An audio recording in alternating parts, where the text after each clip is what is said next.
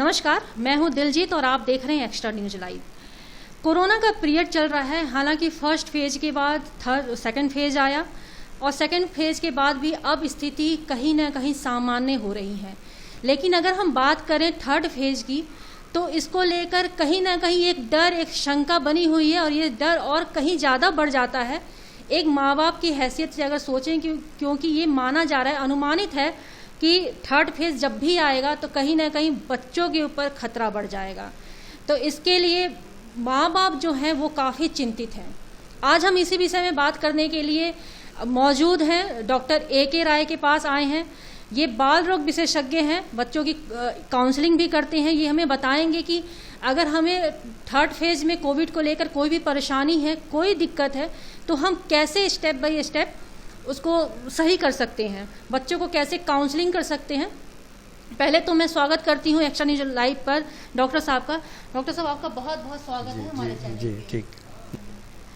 Doctor साहब, मैं आपसे ये सवाल करना चाहती हूँ कि थर्ड फेज को लेकर, बच्चों को लेकर काफ़ी चिंताएं मौजूद हैं।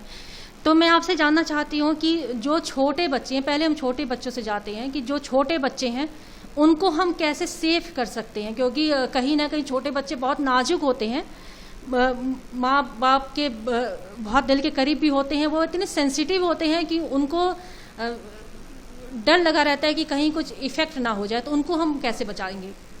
देखिए, हमारा उद्देश्य यह है कि जो बच्चे हैं, एक तो जो आने वाले बच्चे हैं उनको बचाना है और जो बच्चे पहले से हैं उनको बचाना है।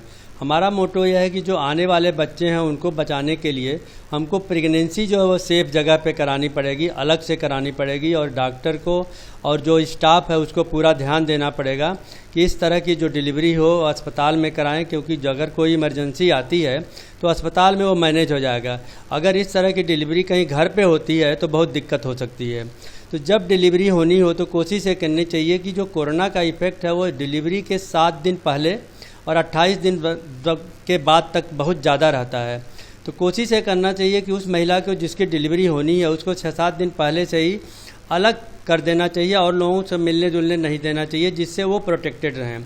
और जब डिलीवरी हो जाती है तो वो बच्चा जो पैदा होता है उसको वही लोग छुएं जो या तो वैक्सीनेटेड हों या फिर वैक्सीन लगी हुई, या वो मास्क लगाएं, हाथ को सैनिटाइज करें, वही लोग बच्चे को छुएं।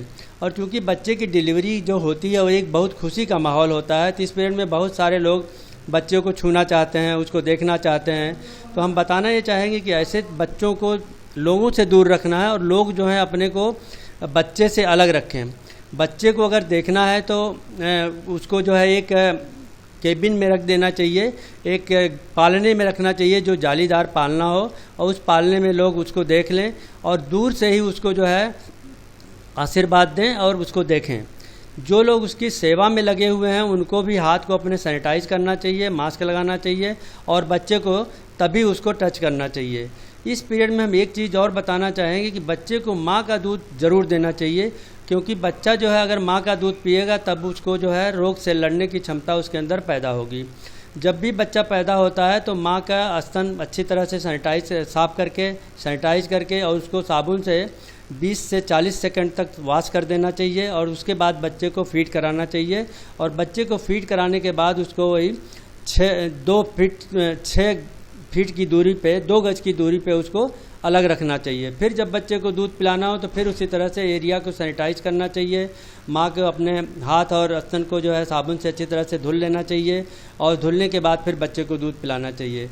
अगर कोई बच्चा भी कोविड पॉजिटिव है तो भी उसको जो है माँ का दूध पिलाना चाहिए। ऐसा नहीं कि बच्चा अगर कोविड पॉजिटिव हो गया तो माँ का दूध नहीं पिलाएंगे, और माँ अगर कोविड पॉजिटिव है तो भी बच्चे को माँ का दूध पिलाना है। उसका दूध जो है, अगर माँ अगर सीरियस है तो भी उसका दूध निकाल करके कटोरी चम्मच में निकाल लेंगे और उसके बाद बच्चे को पिला देंगे। अगर माँ बहुत ज़्यादा सीरियस है तो ऐसी माँ की व्यवस्था करना चाहिए जो बच्चे को दूध पिला सके, लेकिन जैसे भी माँ ठीक होती है तो तुरंत बच्चे को माँ का दूध फिर पिलाना चाहिए। यानी ये कोशिश करना चाहिए कि बच्चा अगर कोविड पॉजिटिव है तो भी उसको माँ का दूध पिलाना है और माँ अगर पॉजिटिव है तो भी दूध पिलाना है। इस पीरियड में बच्चों में एक तो विटामिन डी उसको बहुत ज़्यादा ज़रूरी है, देना चाहिए, और साथ ही साथ उसको थोड़ा धूप में भी रखना चाहिए। विटामिन डी के कारण से कोरोना वायरस जो है वो डिसइंटीग्रेट होता है और उसकी डेथ हो जाती है। तो इसलिए कोशिश ये करना चाहिए कि बच्चों को विटामिन डी ज़रूर दिलाएं।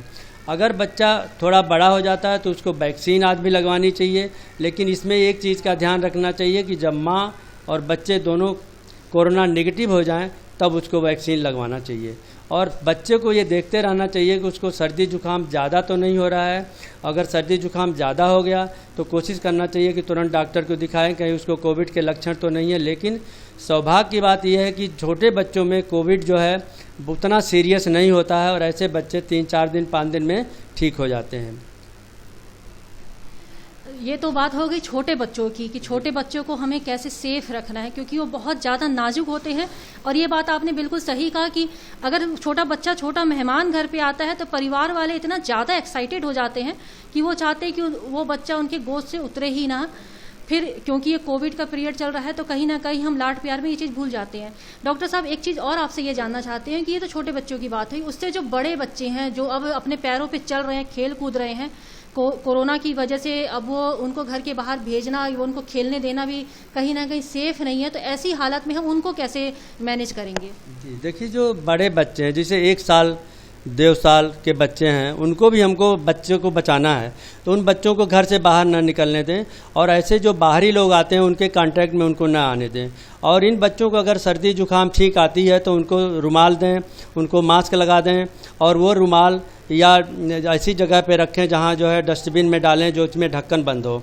और कोशिश यही करनी चाहिए कि इन बच्चों से और लोगों को सर्दी जुकाम या इन्फेक्शन न हो और वो जो जिनको सर्दी जुकाम हो वो इन बच्चों से दूर रहें। उनके खिलौने आज भी बार बार सैनिटाइज करना चाहिए और वो अपना हाथ, मुंह, नाक, पैर, ये सब चीज़ें जो है जल्दी न छुएं अपने, जिससे कि उनको इन्फेक्शन ना हो। और उनको आदत डालनी चाहिए कि खाने के पहले अपना हाथ जो है 20 से 40 सेकंड तक धो लें और तभी खाना खाएं।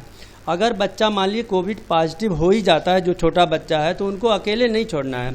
कोविड प्रोटोकॉल का फॉलो करते हुए बच्चे को रखना है अपने साथ और उसकी सेवा करनी है। और अगर मान लीजिए उसके साथ ही साथ गार्जियन भी पॉजिटिव हो जाता है तो भी उसको जो है सोशल डिस्टेंसिंग के साथ मास्क का लगाते हुए, हाथ को सैनिटाइज करते हुए बच्चे को अपने पालना है और उसकी सेवा करना है और उसकी देखभाल करना है। तो ये बहुत अच्छी बात है कि अगर आपका बच्चा कोविड पॉजिटिव अगर हो भी जाता है, रब ना करे अगर ऐसा होता है, तब भी आपको बच्चे को अकेला नहीं छोड़ना है। उस पीरियड में तो बच्चों को बिल्कुल अकेला नहीं छोड़ना है। आप कोविड प्रोटोकॉल का पालन करते हुए बच्चों के साथ रहे, उनकी केयर करें और उनको अकेलेपन का एहसास बिल्कुल भी ना होने दें। डॉक्टर साहब, ये बात हो गई छोटे बच्चों की। अब हम आते हैं थोड़े और बड़े बच्चों की जो स्कूल जा रहे हैं। अब स्कूल बंद हो गया, अब वो बच्चे घर में हैं, अब ऑनलाइन क्लासेस चल रही हैं। मोबाइल देना मजबूरी है, पेरेंट्स की, सबकी मजबूरी हो गई कि मोबाइल हम बच्चों को देंगे क्योंकि ऑनलाइन क्लासेस चल रही हैं।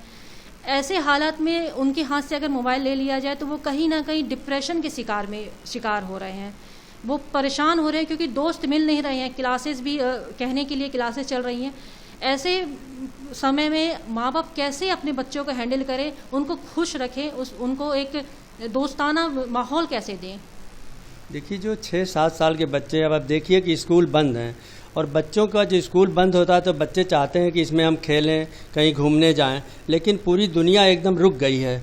तो इन बच्चों को माँ बाप को बहुत ज़्यादा टाइम देना पड़ेगा, उनके साथ रहना पड़ेगा और उनको हैबिट डेवलप करने की कुछ इंडोर गेम्स में उनका दिमाग लगाएं और साथ ही साथ उनके अंदर मित्रवत व्यवहार करें और उनको ये बताएं कि देखिए कोविड जो बीमारी है ये कोई ऐसी बीमारी नहीं है, जैसे सर्दी जुकाम होता है उसी तरह की बीमारी है और कुछ दिन में ये ठीक हो जाएगी, इससे परेशान ना हो।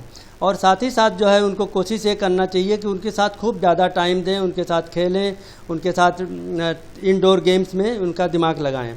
जो बड़े बच्चे हैं थोड़ा उनको भी कोशिश करना चाहिए कि साथ साथ रहें। जैसा कि अब सरकार कह रही है कि स्कूल खुलना चाहिए, स्कूल खोलने पर भी विचार किया जा रहा है, तो माँ बाप इन सब चीज़ों से कहीं ना कहीं डरे हुए हैं। पहले तो ये भी सारी चीज़ें हैं कि बच्चे घर पे बोर हो रहे हैं और उनको एक दोस्ताना व्यवहार नहीं मिल रहा है, वो क्या करें। लेकिन अब एक चिंता बनी हुई कि स्कूल खुलेगा और बच्चों को स्कूल जाना होगा। इस बात को लेके भी बच्चे डरे हैं, कहीं ना कहीं माँ बाप ये सोचते हैं कि चलो मेरा बच्चा 1 साल और नहीं पढ़ेगा, कोई बात नहीं, हम बच्चों को घर में ही रखेंगे। तो ये सोच कहाँ तक सही है? देखिए, जो छोटे बच्चे हैं वो फ्रस्ट्रेट तो हो ही रही हैं, और पूरी दुनिया जैसे बताया हमने कि रुक गई है, बच्चों की पढ़ाई डिस्टर्ब हो रही है। लेकिन हमारा उद्देश्य ये है कि हमारे बच्चे की सेफ्टी, पहले मेरा बच्चा बचे, लेकिन उसके साथ ही साथ उनकी एजुकेशन भी ठीक हो।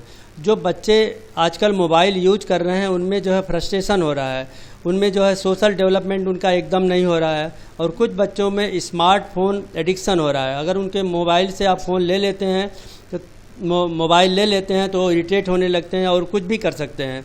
तो इन बच्चों को कोशिश ये करना चाहिए कि धीरे धीरे जो है उनका कंसंट्रेशन इंडोर गेम्स की तरफ डालना चाहिए। और एक चीज़ और बताना चाहिए कि स्कूल भी धीरे धीरे हम लोगों को खोलना तो पड़ेगा ही। तो इसमें यह है कि छोटे बच्चों को वैक्सीन लग जाए, थोड़ा थोड़ा आधे बच्चों को धीरे धीरे स्कूल बुलाया जाए, को आधे बच्चों को एक दिन, आधे बच्चों को दूसरे दिन, और इस तरह से उनका, जिससे कि पढ़ाई भी शुरू हो और उनका सोशल डेवलपमेंट हो, क्योंकि बच्चों की एजुकेशन भी उनकी लाइफ के लिए बहुत ही ज़रूरी है। जी, एक बात तो आपने सही कही कि अगर बच्चों को स्कूल भेजना है तो वैक्सीनेशन बच्चों को होना बहुत ज़रूरी है, जिसके ऊपर सरकारें काम भी कर रही हैं। उम्मीद जताई जा रही है कि साल के अंत तक बच्चों को वैक्सीनेशन हो जाए। डॉक्टर साहब, एक बात और आपसे ये जाननी थी कि बच्चे इफ़ेक्ट हो गए हैं, तो बच्चों को सांस लेने में दिक्कत हो रही है और कोविड की प्रॉब्लम हो रही है, तो ऐसी हालत में हम बच्चों को क्या खान पीन दें, कैसे उनको एक्सरसाइज करवाएं, कैसे क्या करना चाहिए ऐसे हालत में? देखिए, जो छोटे बच्चे हैं, हमने बताया कि छोटे बच्चों में ये बीमारी जो है उतनी सीरियस नहीं है, बच्चे कुछ दिन में ठीक हो जाते हैं, उनको जो है नॉर्मल दवाएं देनी चाहिए। लेकिन अगर किसी बच्चे का लंबे समय तक बुखार रह रहा है, उसको सांस लेने में दिक्कत हो रही है, कोमार्बिडिटीज़ के साथ उनकी प्रॉब्लम बन रही है, जिससे नेफ्रोटिक सिंड्रोम का बच्चा है या ऑटोइम्यून डिजीज का बच्चा है या कैंसरस बच्चा है, इन बच्चों पे बहुत ध्यान देना है, क्योंकि इन बच्चों में अगर प्रॉब्लम आ गई तो इन बच्चों को तुरंत एडमिट कराना है, और एडमिट कराने के बाद जो डॉक्टर्स के हिसाब से दवाई उसको सब देनी है।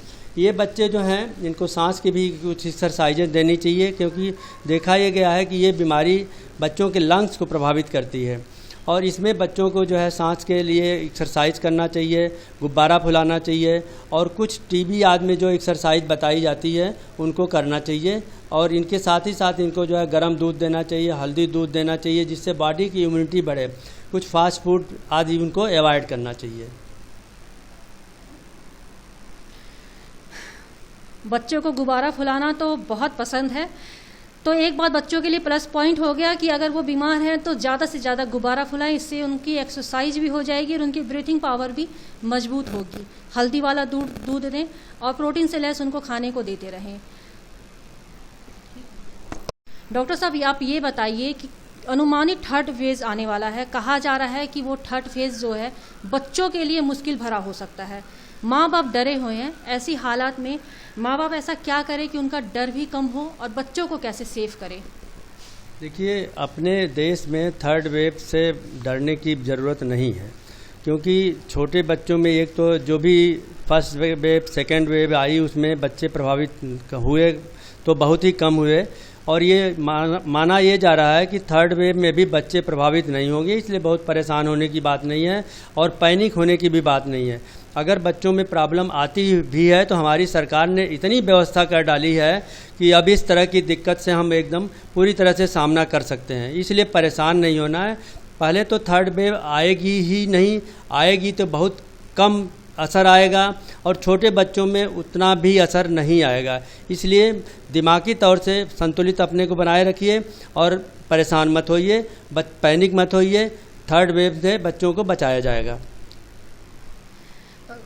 कोविड के बारे में हर किसी को पता है, छोटे से बच्चे को लेकर बड़े बच्चे तक हर एज के लोगों को पता है कि कोविड क्या है। मैं ये जानना चाहती हूँ कि अगर किसी बच्चे को कोविड हो जाता है तो क्या हम उस बच्चे को बताएं कि तुम्हें कोविड हो चुका है, क्योंकि ये कोविड होना भी अपने आप में कहीं ना कहीं एक डर है कि मुझको कोविड हो गया, लोग डरे रहते हैं। तो बच्चों को ये चीज़ बताना ज़रूरी है, बताना सही रहेगा कि आपको कोविड है और आपको ऐसे प्रोटोकॉल का पालन करना है, या उनके कोविड को हम सर्दी जुकाम या बुखार का नाम देकर उनका इलाज कर सकते हैं?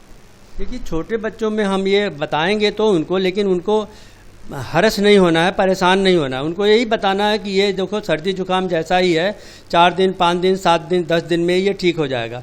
लेकिन हमको ये बात ज़रूर करना है कि इस तरह के बच्चों में अगर कोई सीरियस प्रॉब्लम आती है तो तुरंत हमको जो है हॉस्पिटल में उसको एडमिट करना है, उसे मैनेज करना है। देखा यही गया है कि 99% केसेज जो है 9 बच्चों में वो लगभग ठीक हो जाते हैं।